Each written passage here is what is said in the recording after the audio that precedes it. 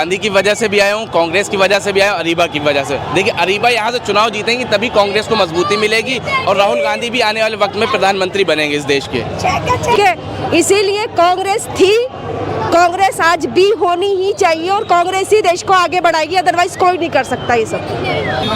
असदुद्दीन ओवैसी को कैसे देखती हैं आप? असदुद्दीन ओवैसी, अरे इनसे कुछ भाई मैं इनके बारे में ज़्यादा तो जानती नहीं, मैं आपको सीधी सी बात बताऊँ, मैं कुछ जान लेकिन कुछ खास भी नहीं है शायद। मैम आप क्या कहना चाहेंगे असदुद्दीन ओवैसी के बारे में? सर ये कि अभी उनका कार्डर इतना बड़ा नहीं है, वो हैं भी साउथ से, दिल्ली है, नॉर्थ दिल्ली है, प्लस देश की कैपिटल है, तो हेलो दोस्तों, मेरा नाम है हम्माद और आप देख रहे हैं रिस्की रूट। अभी इस वक्त मैं मौजूद हूँ ओखला हेड टीटीआई रोड पर, जहाँ पर जैसे कि हमने आपको बताया था कि थोड़ी कि राहुल गांधी जो है यहाँ पर आएंगे और आप देख सकते हैं यहाँ पर कुछ ही देर पहले राहुल गांधी यहाँ पर आए थे। उन्होंने तमाम भाषण दिया, उन्होंने तमाम मुद्दों पर बातें करी, चाहे ओखला की समस्याओं को लेकर हो, चाहे यहाँ के विधायक को लेकर हो, चाहे अमित शाह को लेकर हो, और तमाम चीज़ों को लेकर यहाँ पर बातचीत करी। और देख सकते हैं उनको देखने के लिए तमाम लोग यहाँ पर मौजूद है और हुजूम यहाँ पर उमड़ पड़ा है राहुल गांधी की एक झलक पाने के लिए। हमारे साथ यहाँ तमाम लोग मौजूद हैं, उनसे बातचीत करेंगे और जानने की कोशिश करेंगे।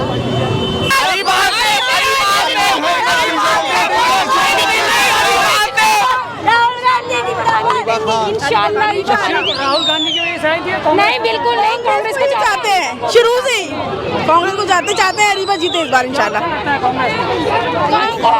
आम आदमी पार्टी ने क्या बुरा कर दिया? देख लिया कल हम रैली में गए थे ना।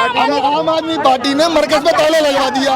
अच्छा क्या किया? कांग्रेस को लाना है, नया सरकार लाना है, नया युवक है, कुछ भी नहीं, सड़कें इतनी खराब, बदली करना है, नया सरकार लाना है, कांग्रेस ही आएगा, कांग्रेस को ही लाना है।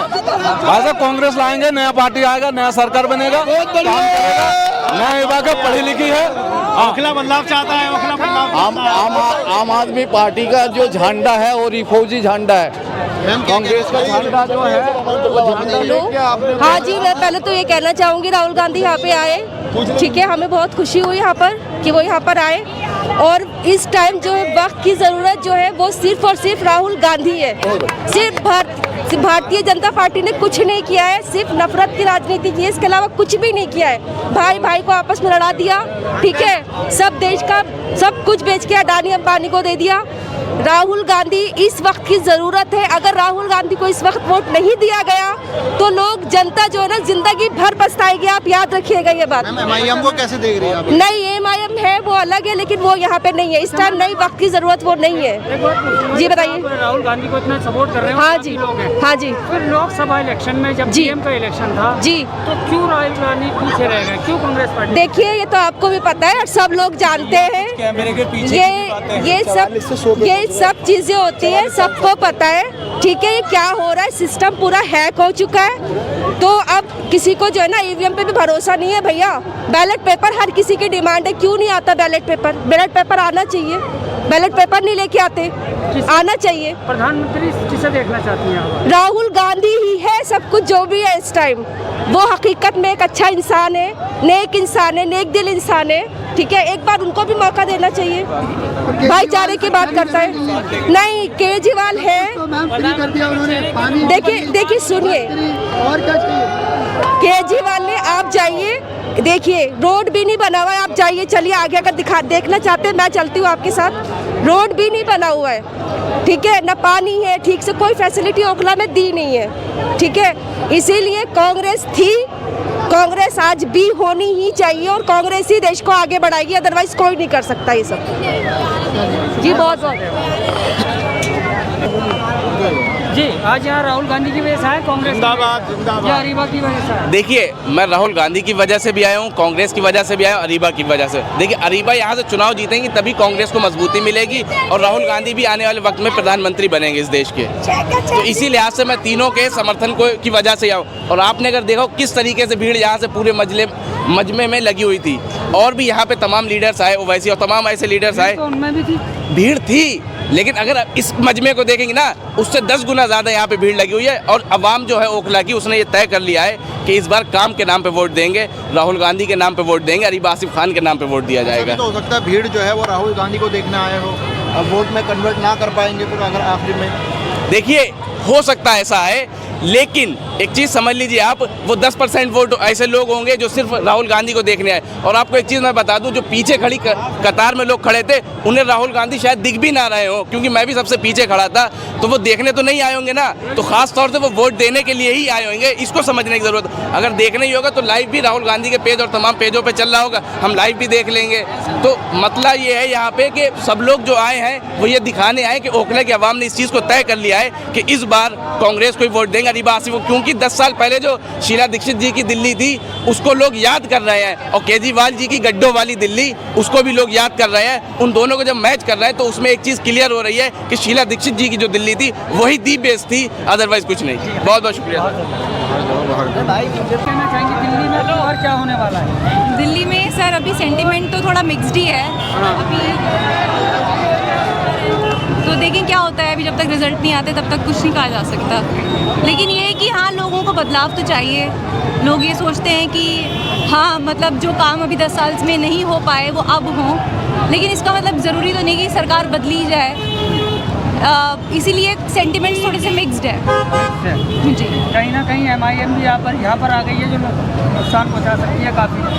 सर ये कि हाँ, वो वोट डिवीज़न हो सकता है कि लोग बहुत डिवाइड हो सकते हैं, लेकिन ज़रूरी नहीं है। जिसको जीतना है सर वो तो जीतेगा ही। ये राहुल गांधी से मिलने आई थी आप, लेट लाई, इनको मिलाना था ना आपको पहले लाके। ये मेरी बेटी तो, ये भी तो मिलने आई थी। किसी और दिन मिलना हो जाएगा। कैसे लगते हैं राहुल गांधी? अच्छे नहीं? मैं बहुत बेहतरीन, पढ़े लिखे हैं, सुलझे हुए। भाई नेता हो तो राहुल गांधी जैसा हो, सीधी सी बात है। पढ़ा लिखा इंसान ही ना देश संभाल सकता है। मैं आपको बात बताऊं, हमारा देश सारा पिछड़ गया 10-14 सालों में। 14 साल हो गए, कितने साल हो गए? सन 14 से आए, 10 साल हो गए हैं भाई।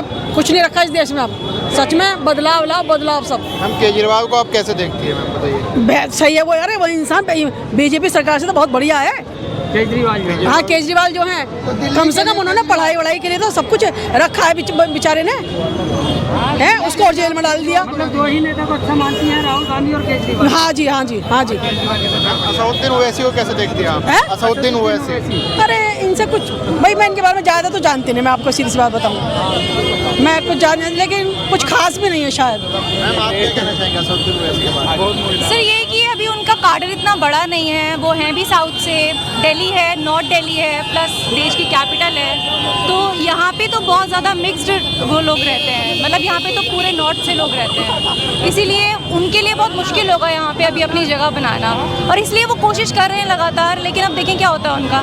पटला हाउस में तो रेड पेड़ रखा है, यहाँ देखो वहाँ सीवर के पानी बह रहा है, रोड का सीवर का बनवा दिए सारे। कहाँ बनवा दिए? सब जगह जो है बह रहा पानी। हाँ, रोड नहीं बनवाए कुछ भी। और जो बनवाए, बाहर से आए नहीं ओखला में रहता हूँ बटला हाउस में, जो रोड भी बनवाए वो भी उबल रहा है, रोड सही नहीं बना। सही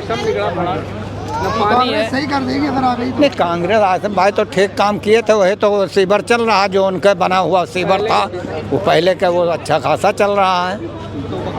अब तो बता रहे कि गलियां पूरी बनवा दी है, सारा कुछ पानी भी जो बता रहे हैं वो गलत बता रहे हैं। अभी जाके बटला हाउस के अंदर हालो देखो,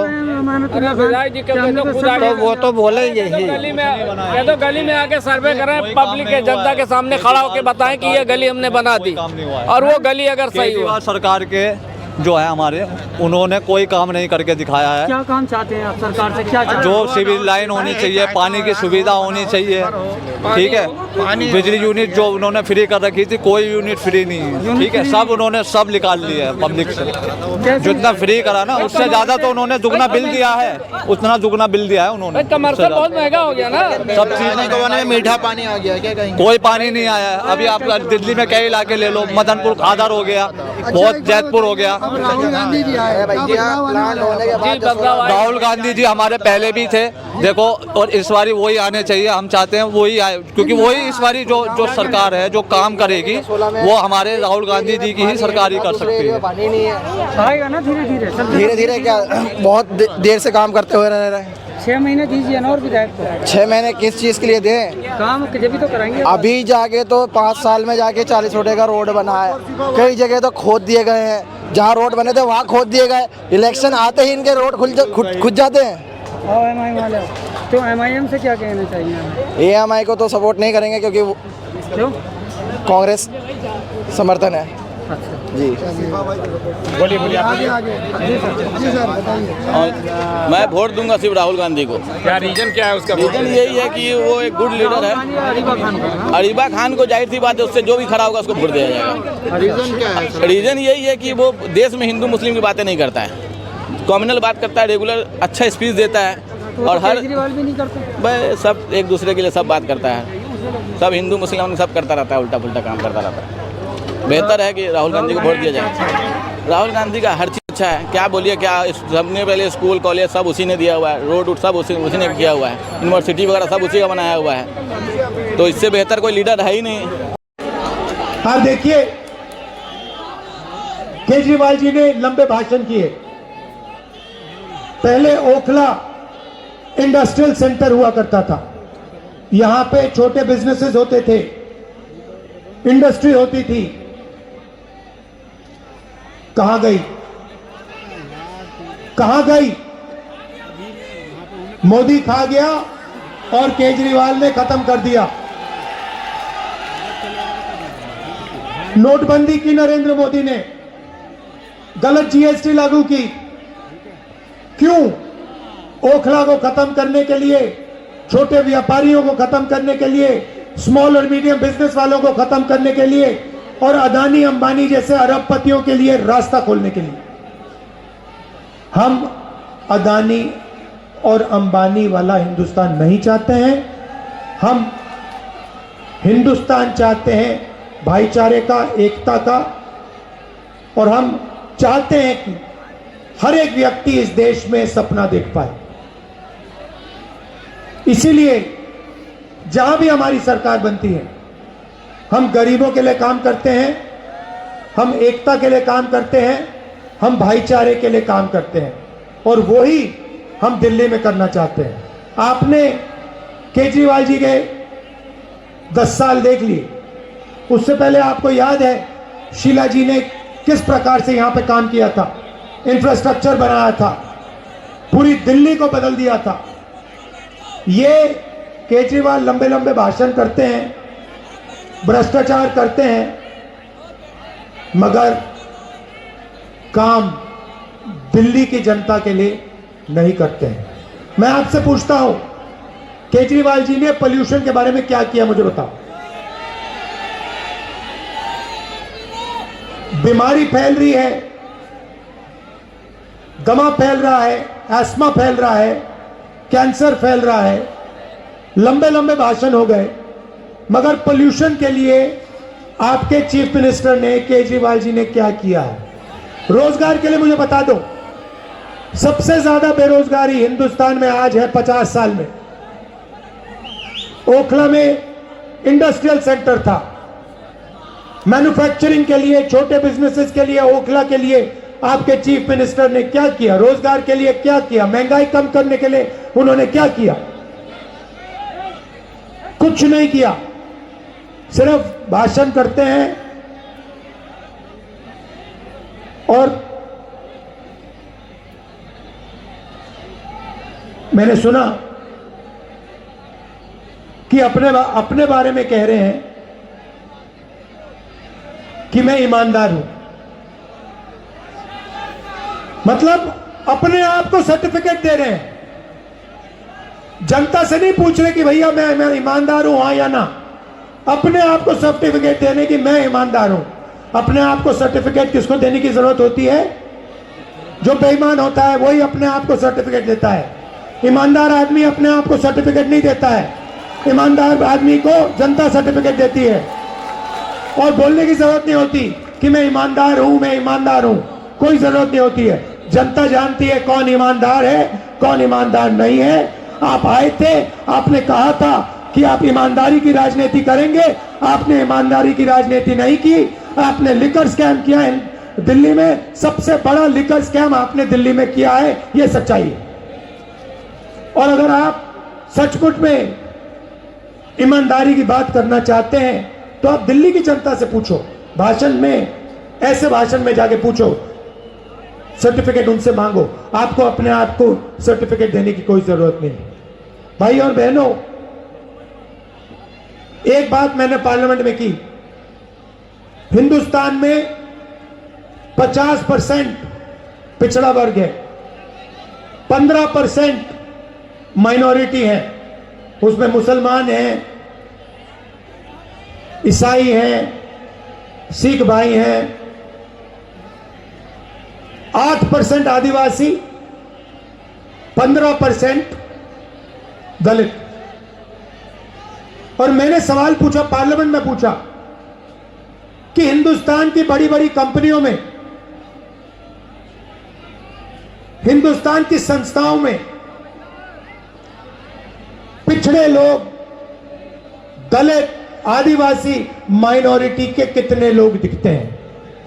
आप बड़ी कंपनीज की लिस्ट निकालो, ये अरबपतियों की कंपनी है, अलानी, अंबानी, ये कंपनियां, इनके सीनियर मैनेजमेंट की लिस्ट निकालो, इनके मालिकों की लिस्ट निकालो, और आपको दिखेगा कि 90% लोगों की इसमें भागीदारी है ही नहीं। इनको 5-7% लोग चलाते हैं। नरेंद्र मोदी पूरा का पूरा प्राइवेटाइज करते जा रहे हैं। पहले पब्लिक सेक्टर हुआ करता था, गरीब लोगों को जगह मिलती थी। पहले पब्लिक सेक्टर, पब्लिक अस्पताल होते थे, उसका उदाहरण एम्स है। पहले पब्लिक सरकारी कॉलेजेस और यूनिवर्सिटीज होती थी। नरेंद्र मोदी एक के बाद एक इन सबको बंद करता जा रहा है। पहले आपको सेना में जगह मिलती थी, अब आपसे कहा जा रहा है, युवाओं से कहा जा रहा है कि अगर आप सेना में जाना चाहते हो तो 4 साल के बाद आपको बाहर कर दिया जाएगा और आपको पेंशन नहीं मिलेगी, आपको शहीद का दर्जा नहीं मिलेगा। सच्चाई है कि गरीबों के लिए ये सारे के सारे रास्ते बंद कर रहे हैं। अरबपतियों के दरवाजे के लिए दरवाजे खुल रहे हैं। अंबानी जी को ये अस्पताल, colleges, universities, infrastructure, airport, port, ये सारा का सारा पकड़ा रहे हैं। एक के बाद एक, एक के बाद एक। डिफेंस इंडस्ट्री पूरी की पूरी अदानी के हाथ में कर दी है। और आप लोग लाखों रुपए शिक्षा के लिए देते हो, आप मेहनत करते हो, आपके बच्चे यूनिवर्सिटी में हैं, कॉलेज में हैं, कितने पैसे दिए आपने? कितने पैसे दिए बच्चों के एजुकेशन के लिए, शिक्षा के लिए? लाखों रुपए आप देते हो, आपके जेब में से निकलता है, अदानी जैसे अरबपतियों के जेब में जाता है, और फिर बाद में आपको पता लगता है कि भैया हमने, बच्चों ने कॉलेज की डिग्री ले ली, इंजीनियर बन गए, सिविल इंजीनियर बन गए, पता लगा नौकरी नहीं मिलती। Delhi railway station